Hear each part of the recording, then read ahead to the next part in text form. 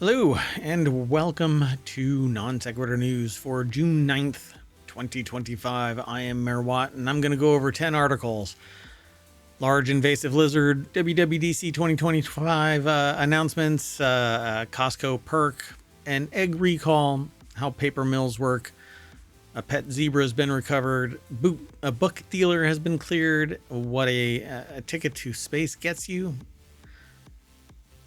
We'll be able to detect your health from air, and a basic income pilot. That and more on the other side.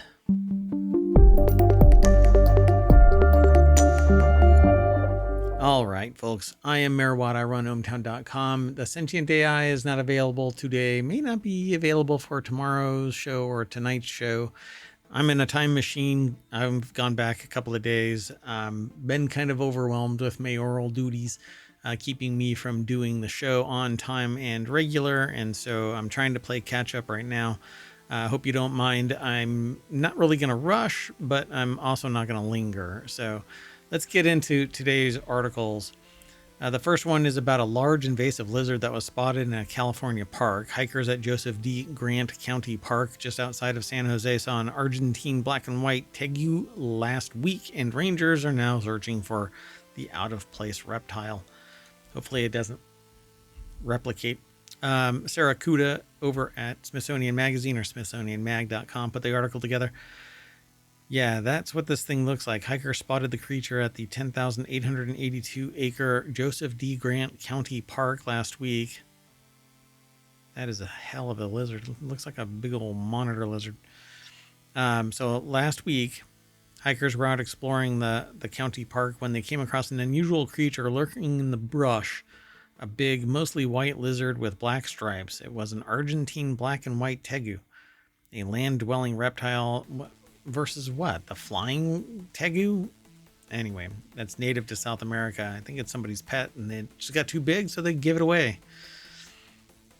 They snapped a few photos, reported their disconcerting discovery to officials, and rangers are now searching for the out-of-place reptile and asking members of the public to keep an eye out too. The lizards are not native to the area and tend to eat bird eggs, small birds, small lizards, and various small mammals and invertebrates. They're docile, so they won't harm people, but they don't belong in county parks. Yeah, they're in the eastern and central South America regions, including Brazil, Paraguay, Uruguay, and Argentina. Roughly 30 years ago, traders began importing them to the United States as exotic pets. However, over time, the creatures escaped or were released into the wild, where they began to develop self-sustaining populations. Yikes. Maybe it'll turn into like bees, right? European honeybees. They're not native to the United States, but they're a huge benefit. Anyway, they weigh up to 10 pounds and can grow to lengths of nearly 5 feet long. 10 pounds isn't that much for a 5 foot long lizard, it seems. Anyway, they're omnivores, so they're not picky about what they eat, and will happily chow down on everything, anything. It says vegetation to crustaceans, but they're also they have an acquired taste for eggs and hatchlings, including those of ground nesting birds, snakes, alligators, and small children. No, not small children. Anyway, they took some pictures of this thing. Look at that thing. Wow. Anyway, they've established populations in several parts of Florida where they've been declared an invasive species. They've infiltrated southeast Georgia and have been spotted in Alabama, Texas, South Carolina, and Louisiana. Nice. Let's keep going. The next article is over in Non Sequitur News. The name of the show. It's like I named it. NSN, exclamation point NSN is how you get the articles out of ohmTown. Bunk. There you go, folks. So, Apple packed a bunch of major updates into its annual Worldwide Developer Conference, or WWDC, as the cool kids call it. Yo.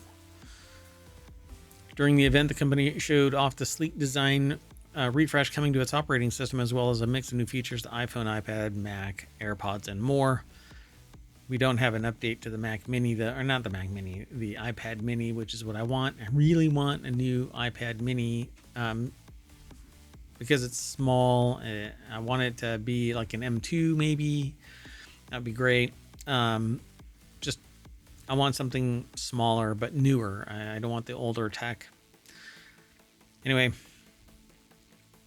big changes are in store across Apple's platform, from a design refresh to major multitasking improvements for the iPad. So here are some of the things that they announced. The article is by Emma Roth over at The Verge.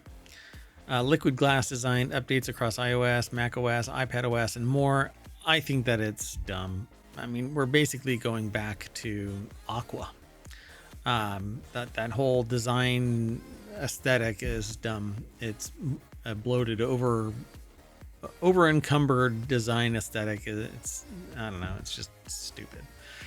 But hey, it is what it is, and I have no pull with Apple. All of the operating systems are being merged into the same numeration. So iOS 26 will be macOS 26, will be iPadOS, tvOS. All are moving to the 26 denomination for the version.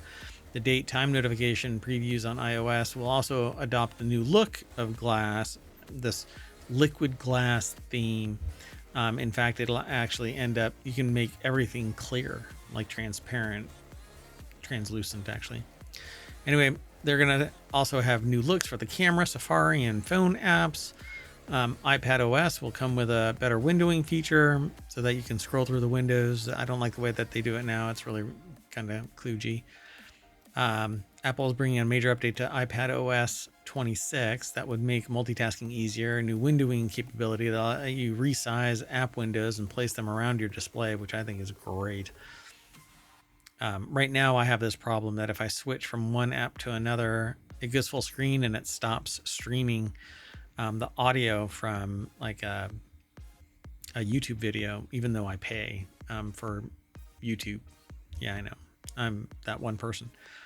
Now, there's a lot of people. So Messages is going to get custom backgrounds and new group chat features. Apple also revealed a new hub for games, even though there's one built into Arcade. Maybe this one is different. It says a new games app that will let you access all of your arcade games and discover new ones from a single spot, which is great because it's really messy on screens when you have tabs and tabs and tabs, folders and folders and folders. Anyway, macOS Tahoe 26 makes Spotlight more useful, so you'll be able to find things easier. It's also bringing the phone and newly announced Games app to macOS 26, along with support for iPhone Live activities. And they're actually going to be adding PSVR 2 controller support to the Vision Pro, and Apple Intelligence can search what's on your screen. Hopefully it's going to get more capable, but meh.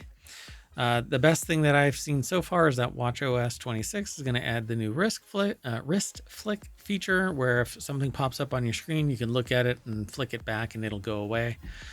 And live translation is coming to calls and text messages, so it'll translate in real time. AirPods will soon offer a new camera control feature. Apple is opening its AI models to developers, so maybe it'll get some bulk support that way, and the smart device that is proliferating all throughout the mayoral mansion will stop being so stupid. This next article is over in Non Sequitur News as well. Costco is bringing back a perk to help shoppers beat the crowds, and if you have an executive membership, it'll facilitate it. Costco is bringing back a key perk for shoppers in its higher price membership tier. Starting June 30th, executive members will be able to shop an hour earlier than Gold Star members. Slightly less than half of Costco members pay for the executive tier, but they represent 73% of sales. A big perk. So they'll be able to come in earlier, which, all right. The article is by Dominic Reuter over at businessinsider.com. The Warehouse Club said that it would begin allowing executive members in the U.S. to shop an hour earlier than standard members starting June 30th, according to an email to employees seen by Business Insider. Our executive members are our most loyal members, and we want to reward them for their commitment. Yeah, make them get up earlier. Company said in the email that executive members would start receiving a $10 monthly credit for Instacart orders and $150 worth of other benefits and savings on Costco services. The higher priced membership comes with several other benefits, including 2% rewards on purchases.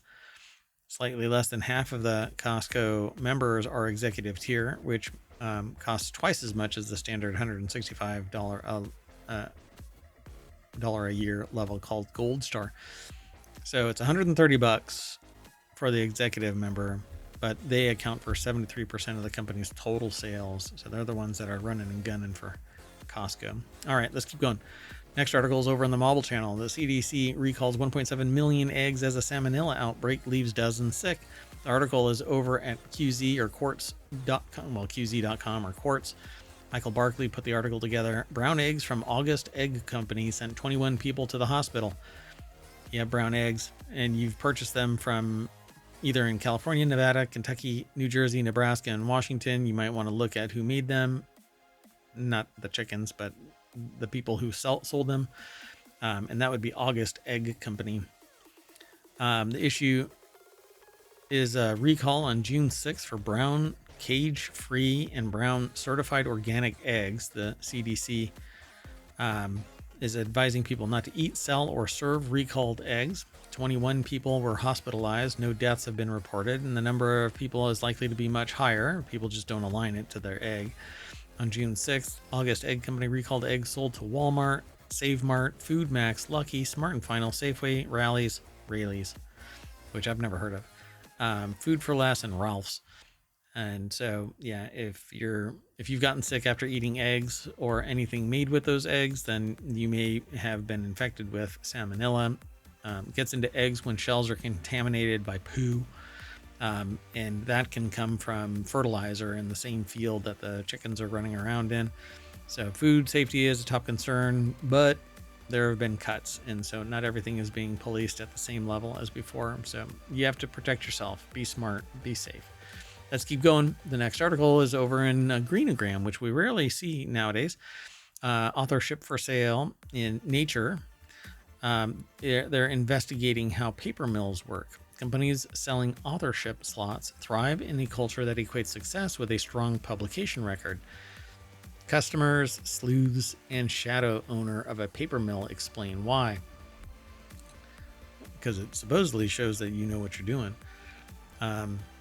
So Christine Rowe and Jack Leeming put the article together for Nature.com. In March, Omar, a biomedical researcher, posted a request in a private Facebook group for researchers. He was asking to have his name added to a paper in the field of artificial intelligence and medicine in exchange for a payment. Omar is an assistant professor at a Saudi Arabian university. He published 20 papers in 2024 alone, a big jump from the 2 the previous year, but it wasn't enough, says Omar, whose name has been changed to protect his identity. To be promoted, he needed to publish at least 10 more papers in journals in the top half of those ranked by Web of Science, a citation index. And to meet this demanding requirement, he'd turn to paper mills, fraudulent businesses that deceive publishers so as to arrange authorship, submission, and other services related to publications.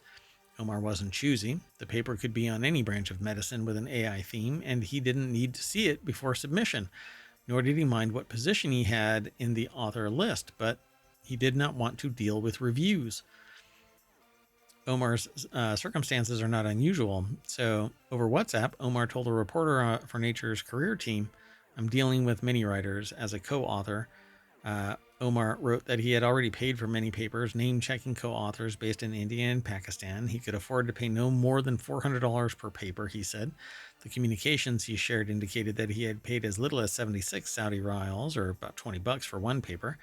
He had marked one Western Union transfer of 810 Saudi riyals as an education school fee on his statement. And the reporter contacted Omar to see, after seeing his Facebook request, and to explore more in depth what was going on here. So this is, it's just unethical, and but when it's publish or perish, then you have to publish when you don't have the ability to do all of the research, fundamental research.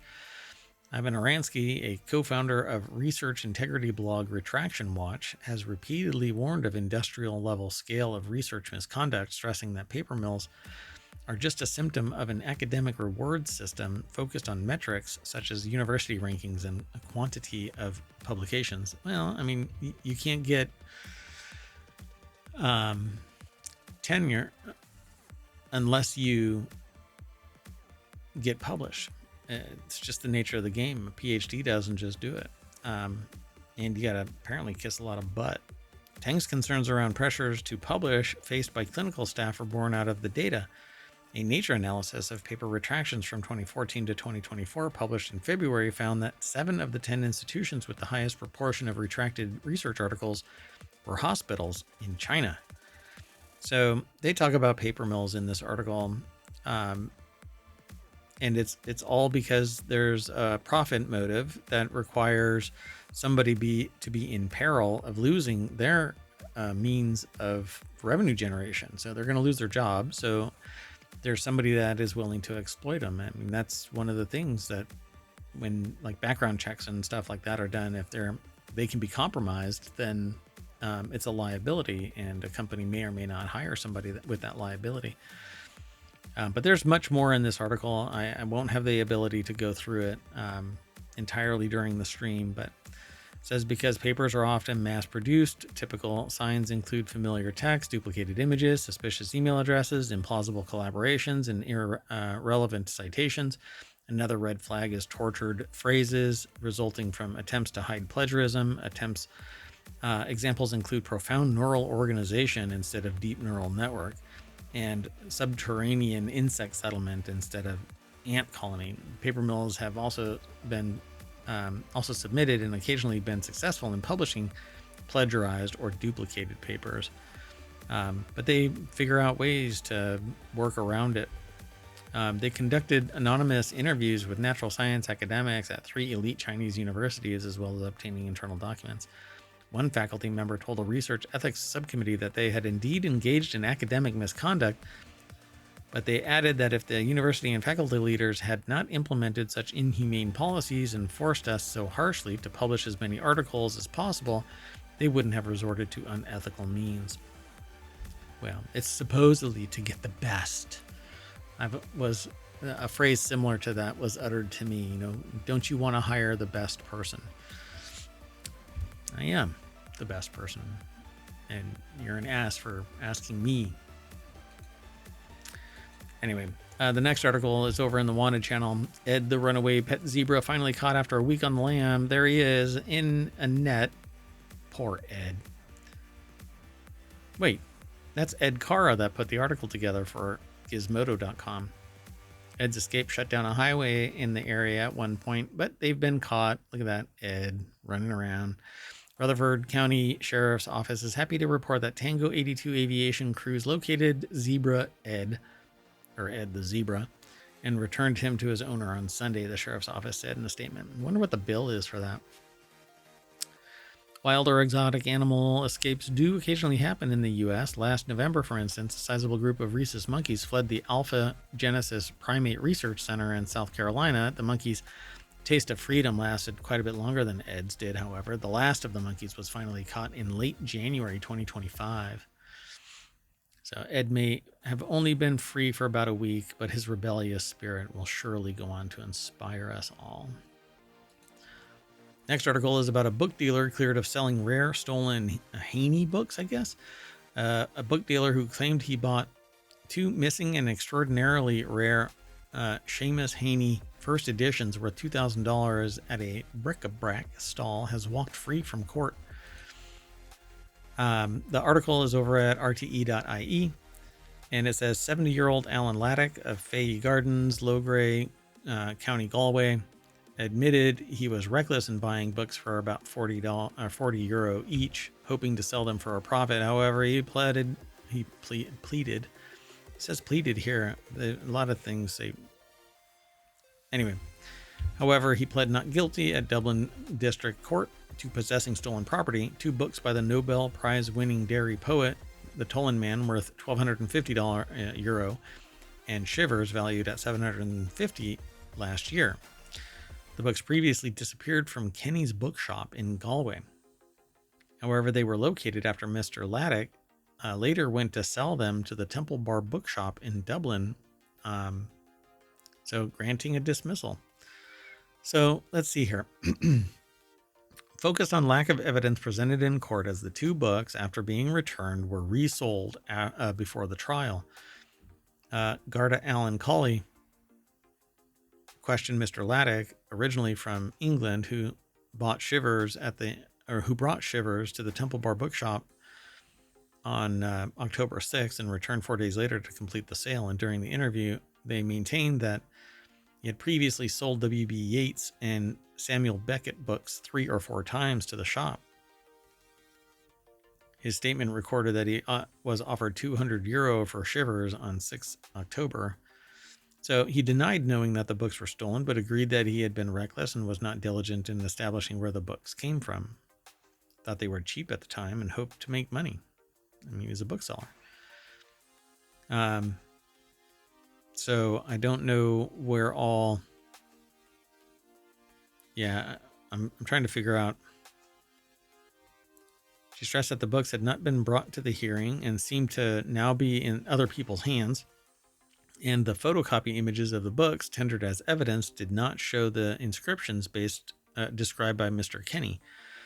Judge Harris accepted the points raised by the barrister and acquitted Mr. Laddick, who was not required to testify during the hearing, and he was also found not guilty of unlawful possession of a knife he had on the date of his arrest. Wow, a knife. So interesting. This is so interesting. Yeah, I don't know. There's a lot in here. But I'm trying to figure out that the books had already been returned to Kenny's bookshop and then were sold. So yeah, they were apparently stolen, but I don't know how they proved the provenance and the ownership of those 2 particular books. I mean, 125 of them were made. Why are those 2 so identifiable as being owned by Kenny's bookshop and subsequently sold?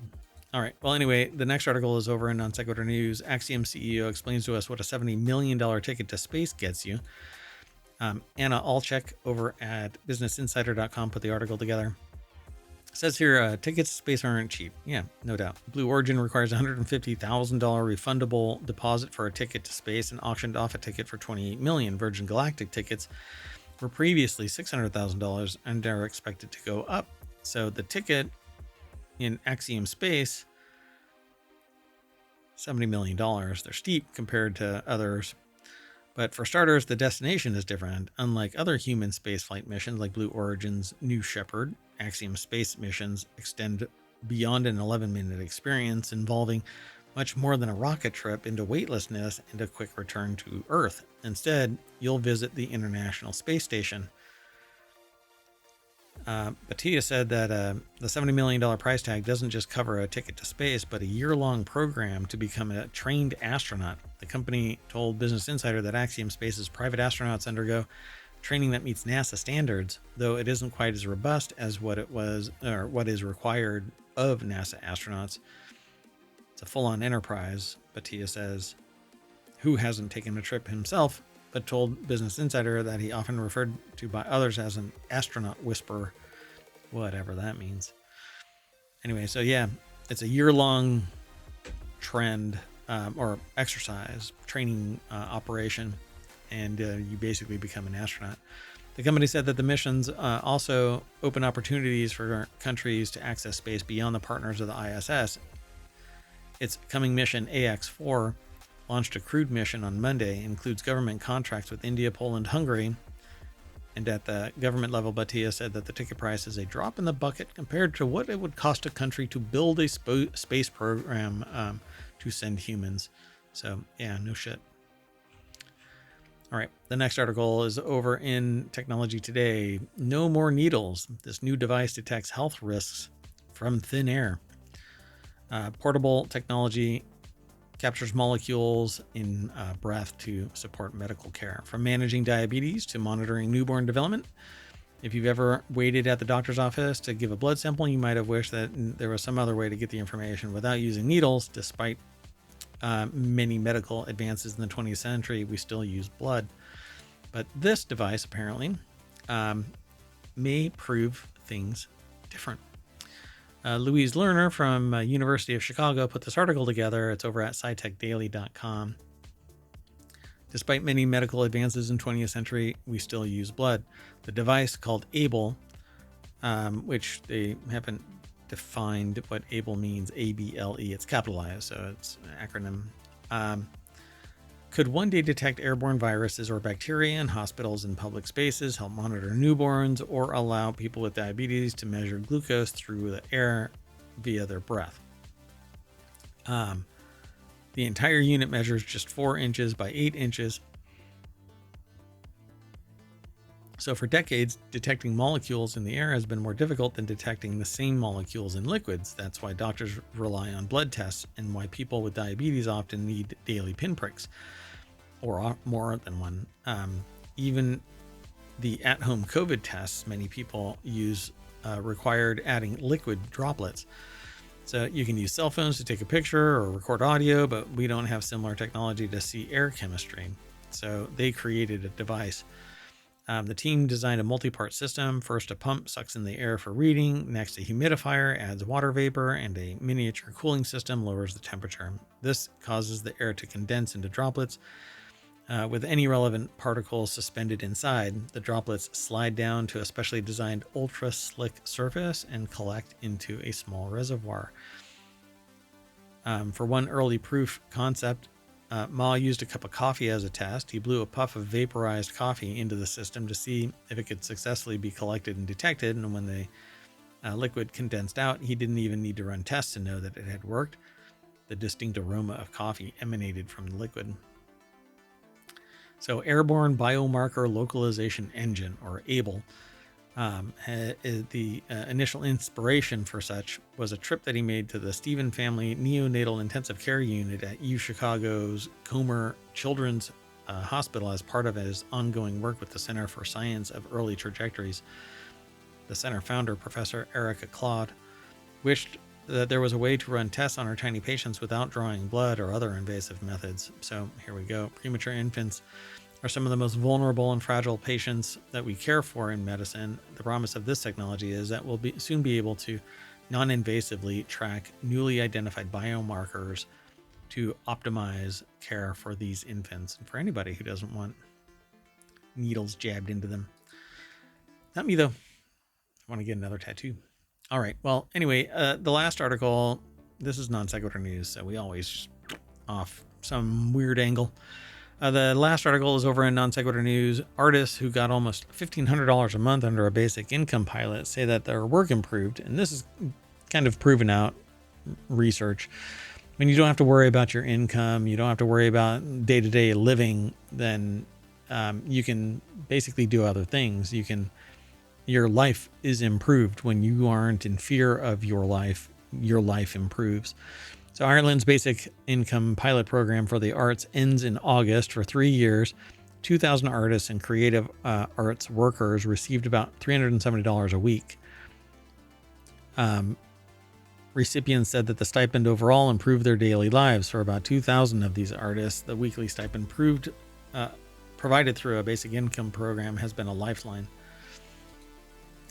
Lauren Edmonds over at BusinessInsider.com put the article together, and the deck statement it's a three-firm. So, right? Yeah.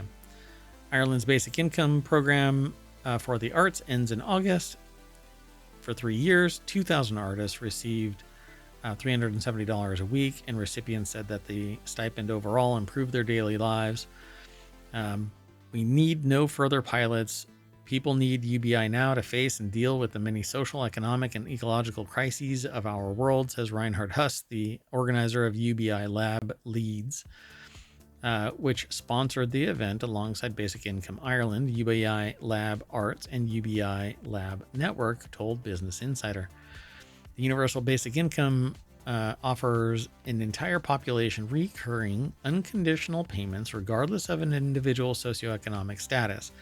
Ireland's program, like many others in the United States, is a guaranteed basic income which targets certain segments of the population for a set period of time. Yeah, quite fascinating. I just think that this is going to become necessary as automation, robots, and stuff like that take over basic jobs. Not everybody can be a doctor. Not everybody wants to be a doctor. Not everybody wants to be a lawyer or a police person or join the military or whatever. They want to do something that they feel betters their lives and not what is dictated to them or afforded them. But it's going to get rougher because there aren't going to be as many entry-level job offers, openings. It's going to end up being really, really basic, where you're basically just you're doing basic labor and nothing else is asked of you. And then there's going to be this massive jump into higher education side of things. And it's going to be wildly expensive, but we'll see. We'll watch and see what happens, and we'll talk about it as everything shakes out. Well, anyway, but that's it for the June 9th Non Sequitur news. We'll see on the other side. I might be able to do the June 10th one, but I'm losing my voice. So I've already done 5 shows. So at any rate, that's it for today. So I'm going to do a guaranteed transfer to the front page of ohmTown.com, where you should go and sign up. Thanks for hanging out. I'll see you all later.